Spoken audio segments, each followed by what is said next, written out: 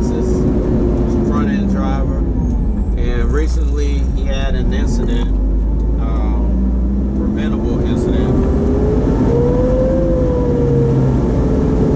where he was backing down a residential street trying to find a spot to turn around, and subsequently he backed into a vehicle.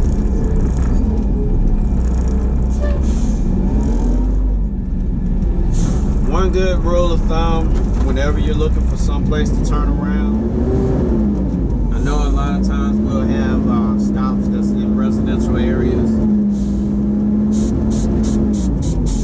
but you always try to find an area large enough for your truck, if possible. If not, sadly, you just have to drive until you're able to find it, even if it takes you out of your way. But it's better to go out your way than to try to find a shortcut, and in some cases you don't risk having an accident.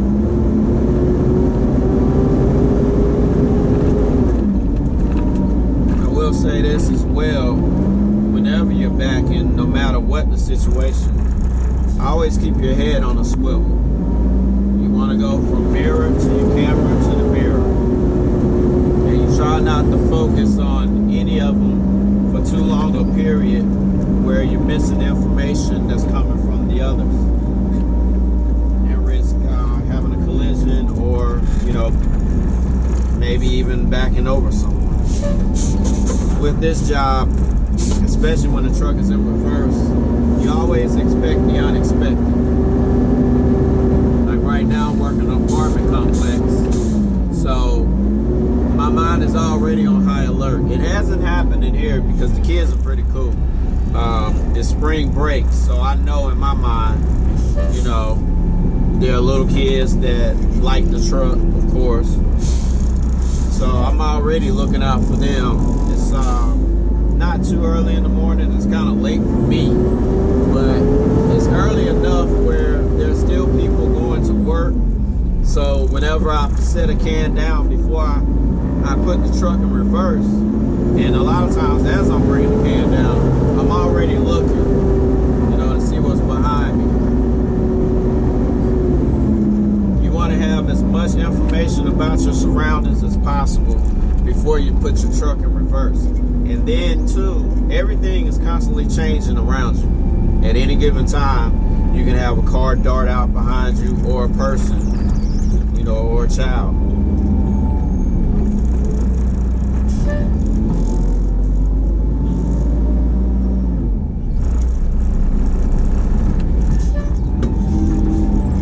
But I pray that you don't lose your confidence in your abilities as a front-end driver, brother. I won't mention your name. We don't operate that way. But I just want you to take what happened in this situation and learn from it. Look at what you did wrong, and as any accident board at any job would ask you, how could it have been prevented? You want to look at all of those factors and ask yourself those questions. Once you identify what you did wrong in that situation, the next time you're faced with something like that, it'll come to you. Okay, I know factor A, B, and C caused me to have an incident the last time when I was in this situation. So I'm going to avoid those and look for a different alternative. It's just like the game of life, Sometimes you have to experience things, even if it seems like, man, why did it happen to me? With these trucks, things are gonna happen. If you drive them long enough, at some point, sometime, someone's gonna hit you, or you may hit something. But don't get discouraged. And it's like I told you yesterday, keep your head up. It's something that's happened to a lot of drivers, whether they admit to it to you or not. It's just one of those things. When it comes to backing these trucks,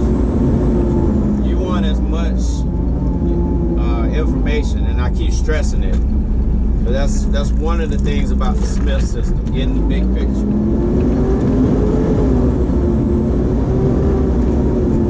Know your surroundings. Another subject, I forgot exactly who it was, but I'll go back and look through the comments.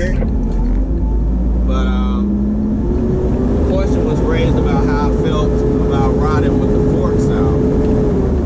Right now, this is a large set of apartments, and spread out over it, I have 10 cans altogether. But anytime I'm working in an apartment complex, in the office part, I normally keep my forks out, and that saves me a lot of time. I see a lot of drivers do it on the street. I'm guilty of it as well, especially in the past. Nowadays, if I'm going from one stop to the next, I may keep them out, but that all depends.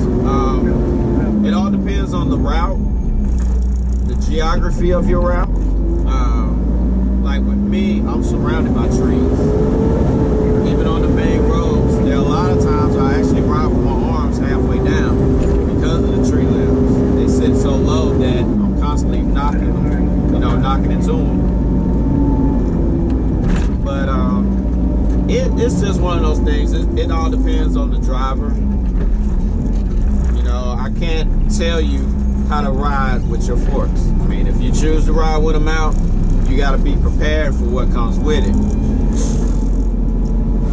Some trucks operate faster than others, so if you're in a situation where you have to fold them, a lot of these hydraulic systems are live packed, and what that means, at any time, you can bump the joystick and your forks will respond, or your arms.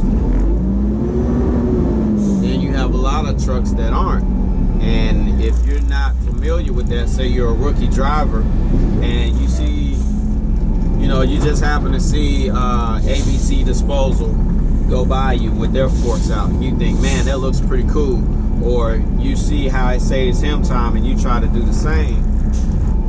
You don't realize you may put yourself at risk if you're not familiar with your equipment.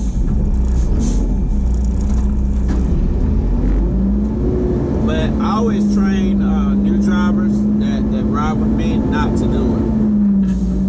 It's one of those things where if they see me do it, especially in the past, I used to do it more frequently, but now that I've gotten older, I've kind of mellowed out on the route. I'm not in as big a hurry as I used to be, because back then I was trying to chase the speed, and now it just comes natural. So it's not too much to really talk about on that either, but that's my opinion on it.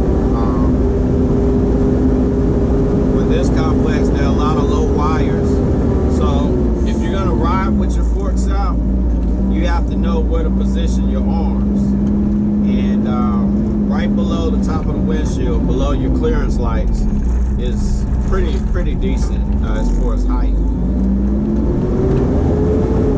But even still, the weather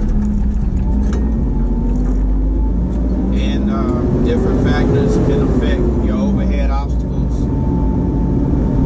So just knowing where you're at is one of those things where, okay,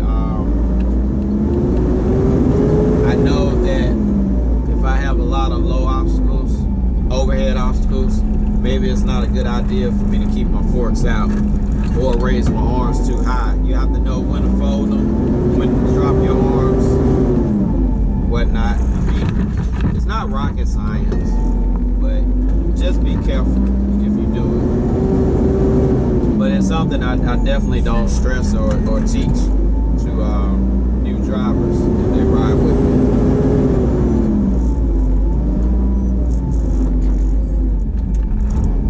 But that's about it on both subjects.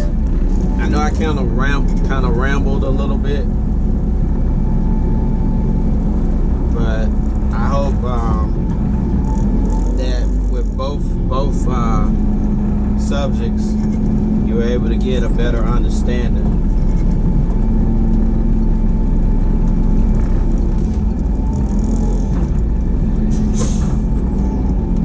But with both, you keep your focus. Never lose sight of what you're doing and what's around you.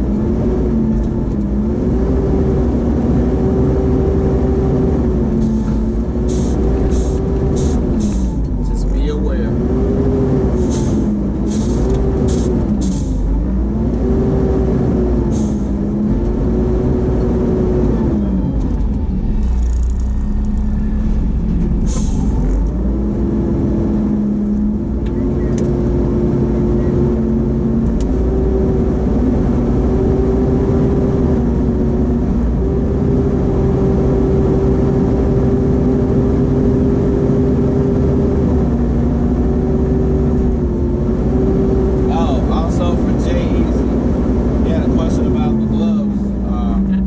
I normally get my gloves from Harbor Freight.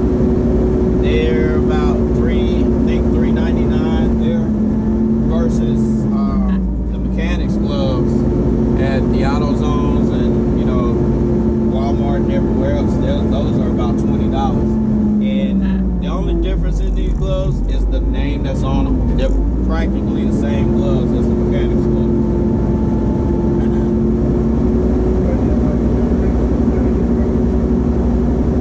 Left them at home today, but I normally have them on to grip the wheel. With me, my palms sweat a little, so every now and then it gets a little difficult for me to really grip the wheel like I want, especially when I'm trying to muscle the truck into a tight area. I need that extra oomph.